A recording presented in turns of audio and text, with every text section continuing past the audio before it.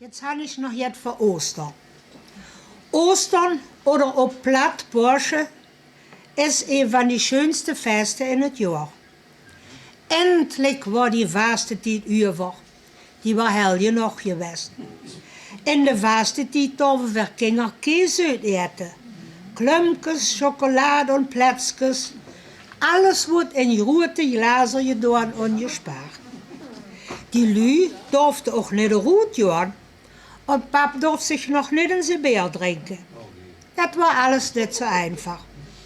Het wordt nog richtig gevast, besonders Aschermittwoch und Karfreitag.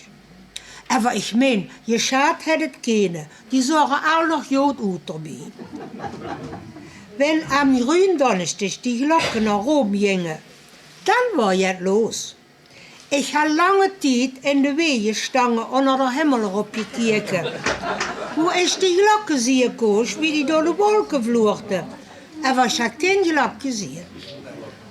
In de Karweg joeg het bo immer schlecht weer. Und in die Kerk wordt ruhig und still gebet und gesungen. Alles drehte sich maar het Leid und het Sterben van onze Herr. Kar Samstag haben Mam al Eier gewerft. Die wordt het mais Ostersonntag versterken.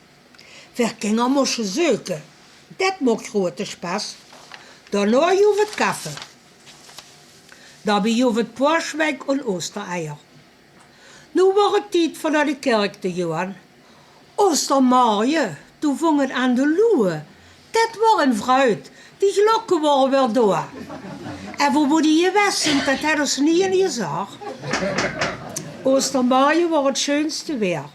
Die zon schien en pap was gelukkig dat hij met de nieuwe aanzug naar de kerk kon gaan. Mam en die kinderen kwamen er hingen. Mam had een nieuwe hoed met een veer eraan. Aber sie had leren Häsche aan dat man die roeverwerk de heng niet zien kon. In die kerk was het richtig feierlich. Alle Kerzen brandten. Und in de midden van de altaar sting de Osterkets. Der Köster speelde op de orgel die schön Osterlieder. Und die Lü zongen, so laut wie het maar ging. Wenn het doch niet immer richtig war, wat gezongen wordt, dat war ja. Na die Mess wünschen sie alle Lü frohe Ostern. Danach ging het op Heeman. Pap kust sich nu endlich mit Schmack in Berggetränke in de Wirtschaft. Mam, die moest nu voor de middag zorgen. En we gingen vangen aan die glazen met dat opgespaard lekker op te maken en op te eten. Dan kon man zich voorstellen dat man om middag geen honger meer had. Het namiddags om 3 uur moesten we gingen al naar de aandacht. Ook wenn man geen lust had. Dat was Ostern in mijn kindertijd. Daar denk ik heute nog jaren terug. Dat was.